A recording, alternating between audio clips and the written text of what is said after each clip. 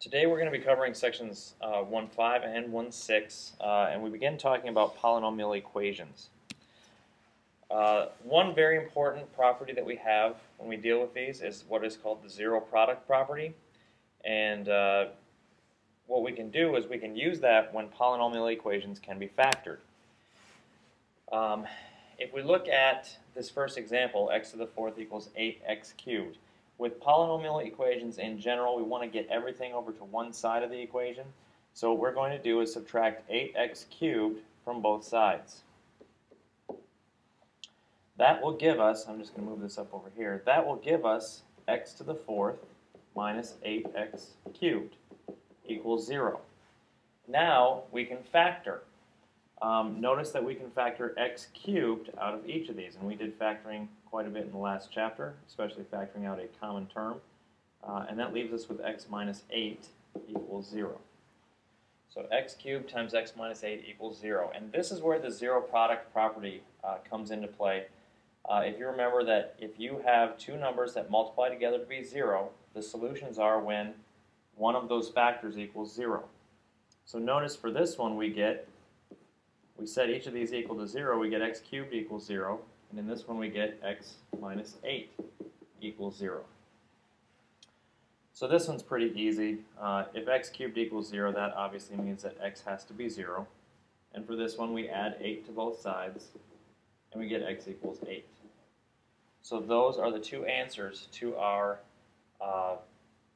polynomial equation there. And that's example 1.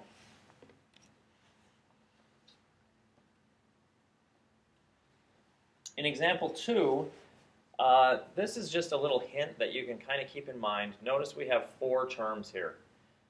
Anytime you have an even number of terms, if you remember, we did a process in the last chapter called factoring by grouping. And when you have an even number of terms, this process is always a possibility. So let's go ahead and group the first two and the first half of this and the last half together. And as we look at this, notice in the first group we can take out a p squared. And then what's left inside the parentheses is 2p plus 5. In the second group, we can take out a 3. And then what's left is 2p plus 5. Now remember, for this factoring by grouping to work, this and this have to be the same, because then we're going to factor that piece out of each of these terms. So we're going to factor out the 2p plus 5 from both of those, and then what we have left is p squared plus 3. And this is still an equation, so it still equals 0. So at this point, again, we have two things that multiply together to be 0, so we set each of them equal to 0. 2p plus 5 equals 0, and p squared plus 3 equals 0. So to solve this first one, remember we always do the opposite, so we're going to subtract 5 from both sides. So 2p equals negative 5, and then we divide by 2. So p equals negative 5 halves is one of our solutions. On the other side, we have to subtract 3 from both sides, so we get p squared equals negative 3. Then we have to take the square root of both sides, and remember, when we take the square root of both sides of an equation, we have to put in the plus or minus. Notice this is a negative, so that's going to be an I coming out in the front. So here we get 3 answers. We get negative 5 halves, and we get a positive I square root of 3, and also a negative I square root of 3.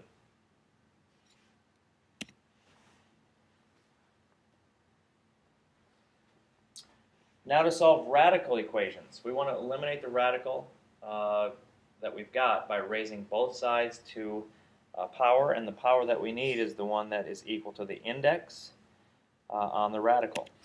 So if we look at an example like this, 2v minus 7 plus 3, square root of that, plus 3 equals v.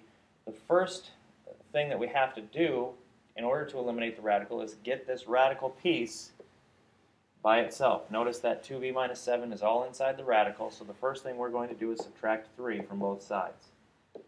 that gives us the radical part, 2v minus 7 equals v minus 3. Then, since right here, this index, even though we don't see it, is a 2, what we're going to do is square both sides of this equation. So on the left-hand side, that's pretty easy. These cancel out, and we just get 2v minus 7. On the right-hand side, we actually have to square it. We have to take v minus 3 times v minus 3. And we need to FOIL that out. So this is going to give us v squared minus 3v minus 3v again plus 9. So as we look at this, notice this is now a quadratic equation. After we get rid of the radical, we have a quadratic equation that's left. And so we want to, just like before, get everything over to one side. So subtract 2v and add 7. So that gives us 0 equals v squared minus 8v plus 16. And again, we want to try and factor this if we can. We've got a v and a v. This tells us the signs are the same. We always check that. This tells us they're both negative. So we've got a minus and a minus. Now factors of 16 that are both negative, if we write down the possibilities, negative 1 and negative 16, negative 2 and negative 8, negative 4 and negative 4, those are the only possibilities. And the ones that add up to be negative 8 are when they're both a 4. So we get an answer here of, remember we set this equal to 0, and either one is going to be the same thing. So v equals 4. Now with a radical equation, we have to be careful because sometimes we generate extra answers. These are called extraneous solutions. So we always want to check our answer. So we're going to go ahead and put that back in. So according to this, it should be 2 times 4 minus 7 plus 3 equals 4. When we put in, I'll put parentheses around it so we remember what we replaced. So this is 8 minus 7 is the square root of 1 plus 3 equals 4, which is 1 plus 3 equals 4, and that does check out. So v equals 4 is our solution. If you get an answer that actually doesn't work, you just cross it off. If you get more than one answer, that's fine. Just check them both. And if either of them don't work, you just keep the ones that work and cross off the ones that don't work.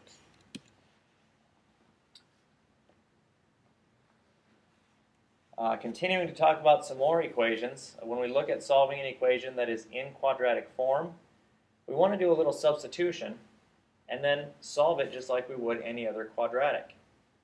And then we have to substitute back to actually finish solving the original equation. So if we look at example 4 here, notice this piece and this piece are the same, but notice you've got a squared term here and a 1 there. This looks like a quadratic, so what we're going to do is we're going to say, we're going to let a equal 1 plus 1 over x. So now this becomes a squared minus 6 times a plus 8 equals 0. And I think we actually did this in the last chapter as well when we were working on the factoring. So let's factor this. We've got a and a. The signs are the same, both negative. Factors of 8, negative 1, negative 8, negative 2, negative 4, and those are the only two that are possible, and this is the one that works. So then we set this equal to 0. A minus 2 equals 0. That's the zero product property. So a equals 2 and a equals 4 when we solve that. But again, we're not done. We have to go back because we made this substitution right here. So now, since a equals 2, we have to say, okay, 2 equals 1 plus 1 over x, and 4 equals 1 plus 1 over x. And now we have to solve these for x, and that's how we finish getting our answer. So we subtract 1, get 1 equals 1 over x. We don't want this x in the denominator, so what we do to take care of that is we multiply both sides by x, and we get x equals 1 as one of our answers. Another one, the steps will be the same. We subtract 1, we get a 3 equals 1 over x, multiplied by x in this case, so 3x equals 1, divide by 3 to get the x by itself, and we get x equals 1/3.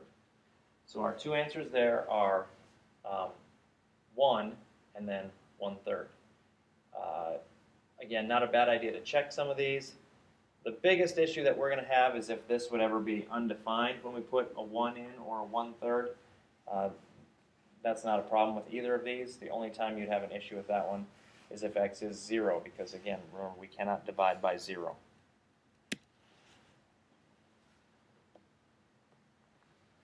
So this one again is the same type of a problem. We're going to let a equal x to the 1/3 power. This one's maybe a little bit trickier, but this quadratic pattern happens anytime that this exponent is twice as much as this one, and then we have a constant right here. So notice 2/3 is twice as much as 1/3, and then we have a constant. So what we'd have now is, and I'll rewrite this just to make this hopefully clear. Do you remember our rule for power of a power? These two are actually saying the same thing. Okay, so once we have it written like that, then maybe this substitution right here makes a little more sense. We get a squared plus 6a plus 5 equals 0. We're going to factor. So something just happened here. What's this doing? A and A. And this tells us again the signs are the same and both positive. Well, 5 is a prime number. The only option is 1 and 5, and that does work, so that's what we're going to put in because 1 plus 5 equals 6. So again, set these equal to 0. We get a equals -1 and a equals -5. Then we have to plug that back into here where we substituted. Remember, we made that substitution. So -1 equals x to the 1/3, and -5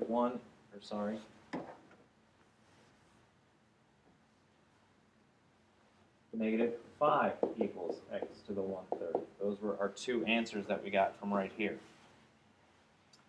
So this means to get rid of that 1/3, we have to cube both sides of the equation. So -1 cubed is -1, so that will equal x, and that's one of our solutions. We cube this. So -5 cubed is -125, and that is our other solution. So two answers there, -1 and -125. And again, it's not a bad idea to check those with a calculator. That's pretty easy. I will say, if you're going to check it, let's say that we're doing the 125 or the -125. When we type that into a calculator, you've got to have parentheses around it. You'll use your caret symbol, and then you have to have the exponent 2/3 in parentheses also when you type that first term in. So just be careful about that. If you have a fraction in your exponent, you do need parentheses around that fraction. Now, section 1.6 starts off talking about inequalities. And inequalities is just a lot of properties, and we know a lot of these already. But to solve an inequality means that we're going to find all the values of the variable that make the inequality statement true. So with an inequality, you can have a whole bunch of numbers. With an equation, many times we just have a few numbers, maybe even just one. So our general rules for solving inequalities, the first one is, if we have an inequality and we add the same value to both sides, the inequality does not change. You can think about a teeter-totter. If one side of the teeter-totter is heavier than the other, it will be lower. If you put 20 pounds added to each side, the one side will still be lower, right? So think about inequalities. You can kind of think about that teeter-totter idea. You can also subtract the same value from both sides of an inequality without changing the inequality. Now, if c is a positive number, we can multiply both sides of the inequality by the same value without changing the inequality. Here's where it gets different, though. If c is a negative number, let's even make that red just to emphasize. C is a negative number. If c is a negative number, then if we multiply both sides by that negative number, we actually have to switch the inequality sign. Notice it was a less than, now it's greater than. For division, if A is positive and B is positive, then A is less than or equal to B is equivalent to saying that 1 over A is greater than or equal to 1 over B. This is the idea of reciprocals. We don't use this a ton, but it is a property that will come up once in a while. If A is less than B and C is less than D, then we would know that if you add the two lesser values together and add the two greater values together, that inequality will stay the same, because here are the smaller ones that we're adding. Let's go back to white. And obviously if you add those together, as opposed to adding the bigger ones together, the smaller ones added together, is the sum of the smaller ones is going to be less than the sum of the larger ones.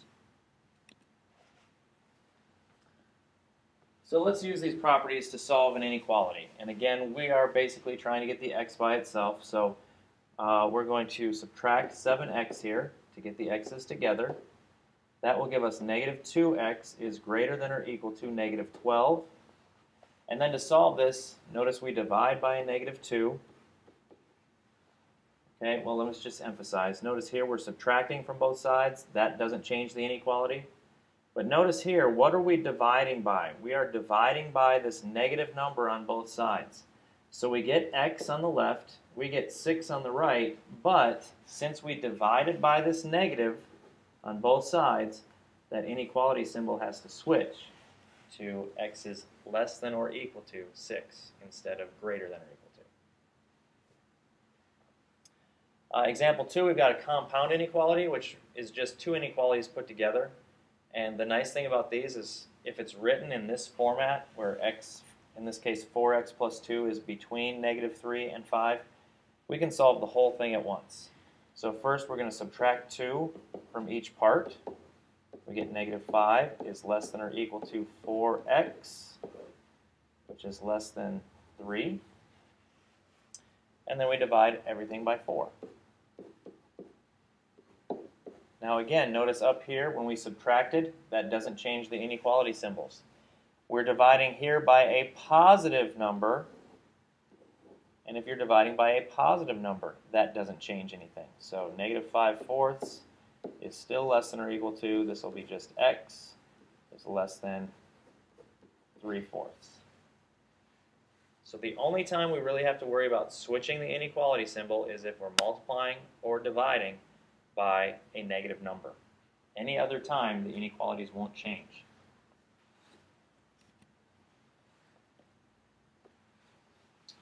If a product or a quotient has an even number of negative factors, the value is positive. That makes sense. That should, if we think about just multiplying things together, if we got a negative times a negative, the answer is positive. If you've got a negative times a negative times a negative, that answer is going to be negative, and so on. If you put in another negative, 4 of them,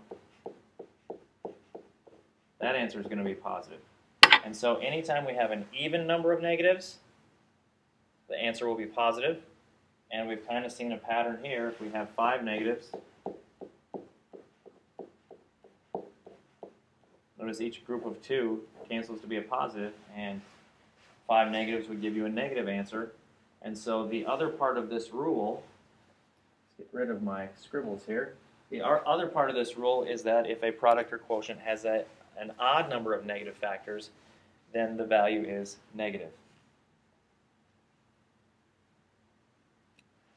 So what we want to do then is use that concept to help us solve the inequality. And we start out the same way we would with an equation. We're going to factor this. So we've got an x and an x. Again, this tells us the signs are the same, both negative. And factors of 6 that are both negative, negative 1, negative 6, negative 2, negative 3. Be careful here. This one's a little tricky. It's the negative 2 and the negative 3 that will add up to be a negative 5 when you add them. So this gives us what I like to call a critical point or a boundary point if we solve this when it's equal to 0. So we get 2 as a boundary point, and we get 3 as a boundary point. Notice those are not our solutions because this is an inequality. But what we can do is we can take a look at a number line and put these 2 points on there. So we've got 2, we've got 3. So let's consider this factor first of all, x minus 2. If I am over here, and let's just say I'm using 0. If I plug a 0 into this factor right here, you'd have 0 minus 2, and that is negative. So that gives us the concept that everything here to the left of 2 is going to be negative for that factor. What happens if I pick something in the middle? Because again, here are the boundary points that we're looking at. If I pick something in the middle, say 2.5, so 0, or I'm sorry, replace the wrong thing there. 2 1/2 minus 2 is a positive. So we can see that that will be positive. If we pick something bigger than 3, let's say we pick a 4. 4 minus 2, positive. So that will be positive. So over here to the left of 2, we've got a negative. Over here to the right of 2, we get a positive for both of those. Now let's take a look at what happens with the other factor. And I'll use, well, let's see, can I find a different color here?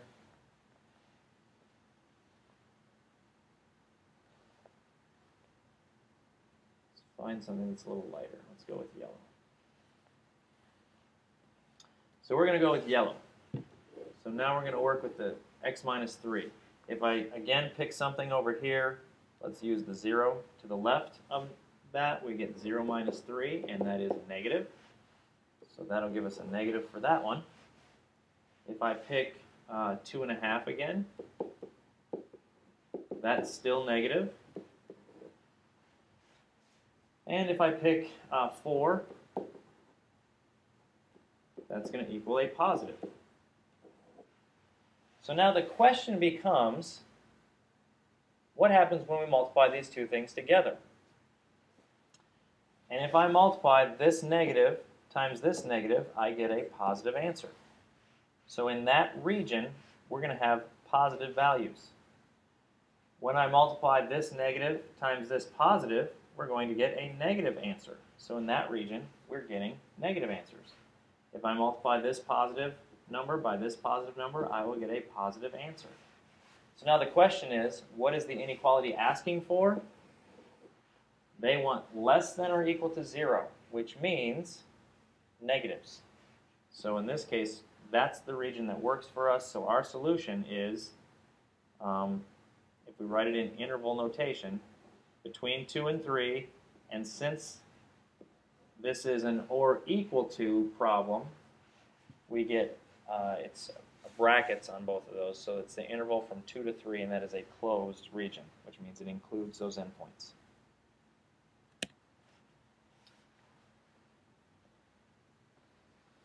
Now what we did is we used a graph kind of combined with test points to determine the correct region, and that's what you have to do on this. You have to figure out what area is going to work, or what areas. There could be more than one region that works. So our guidelines for nonlinear inequalities. First, we want to move all the terms to one side. In other words, get the 0 on one side, just like we would with other equations. Then we want to factor. Then we want to determine our intervals. In other words, find those boundary points. And every time you have a boundary point, that starts a new interval. Then make a table or a diagram or a graph on a number line like I did, and we solve it and we interpret those results based on what kind of answers we'll get. Are we getting positive answers or are we getting negative answers? And again, that's why we have to move everything to one side so that we're dealing with, is it greater than 0, positive, or is it less than 0, negative? So let's try another one of these inequalities. Going back to our first step again, we want to move everything to one side. So we're going to subtract 1.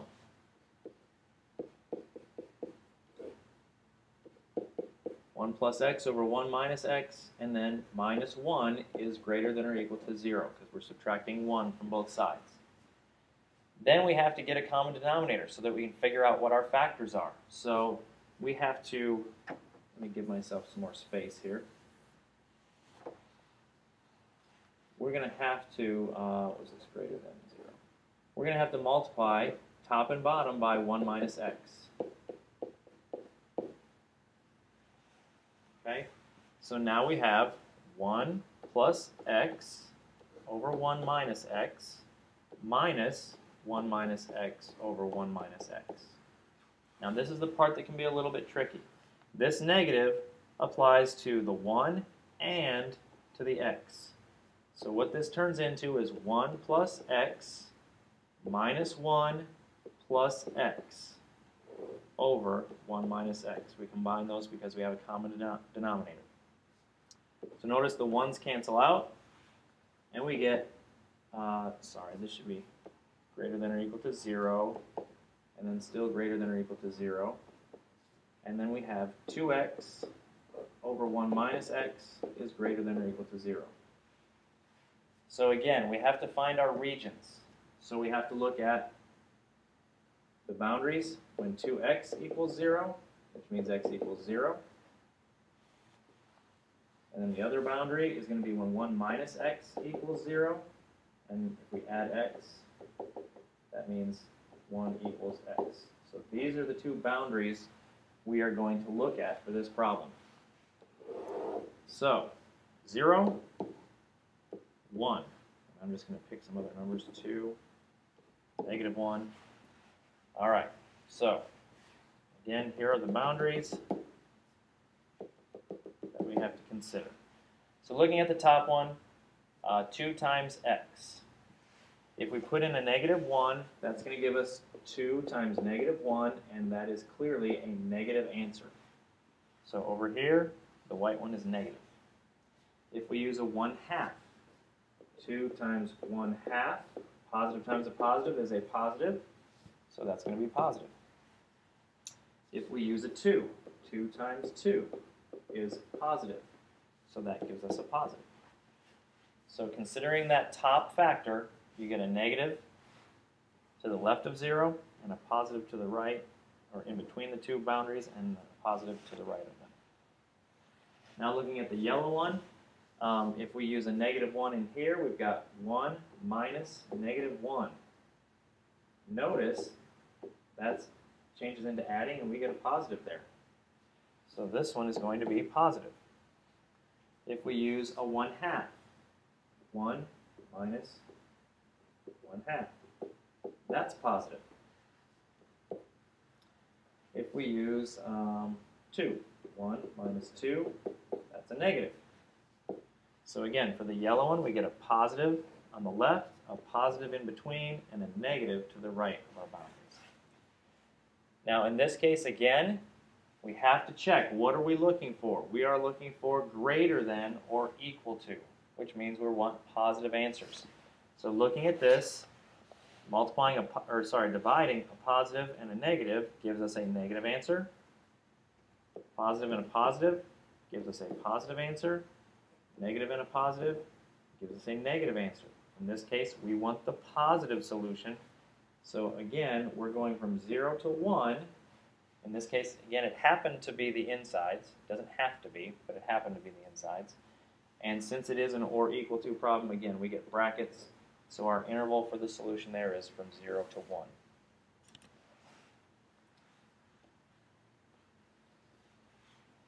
All right, again, getting everything to one side, let's just move it over to the left-hand side here again. So this gives us x minus 2 over x minus 1 is less than 0. We still want to get a common denominator, so this is x over 1. We multiply by x minus 1 on top and bottom. So this gives us x squared minus x over x minus 1 minus 2 over x minus 1 is less than 0. We can put that together. X squared minus x minus 2 over x minus 1. Now again, we want to factor, so we can factor the top. X minus 1 on the bottom, that's not going to change, but we get an x and an x. This tells us the signs are different. The bigger one is negative, so that's going to be a 2 and a 1. So notice now we have 3 factors to consider, so I'm going to have to maybe use 3 different colors. But considering the first one, x plus 1 equals 0, that means x equals negative 1. So that's going to be one of our boundaries. When x minus 2 equals 0, that means x equals 2. That's going to be another boundary. Let's see if I can.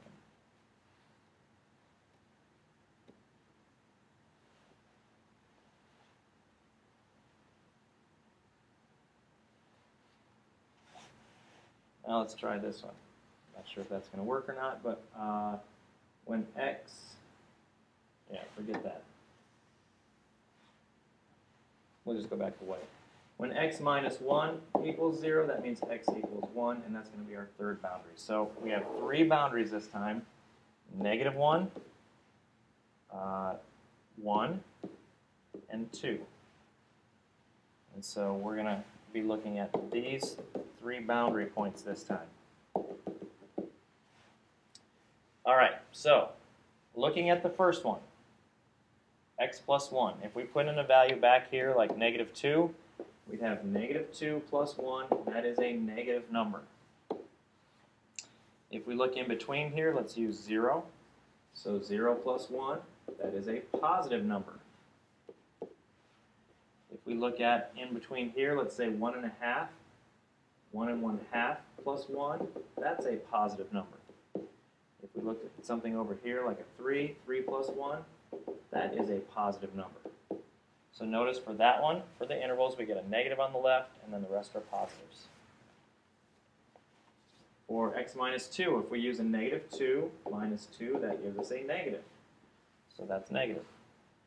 If we look at 0, 0 minus 2 is a negative, so that's a negative. If we look at 1 and 1/2 minus 2, that's a negative. And then if we look at 3 minus 2, that is a positive.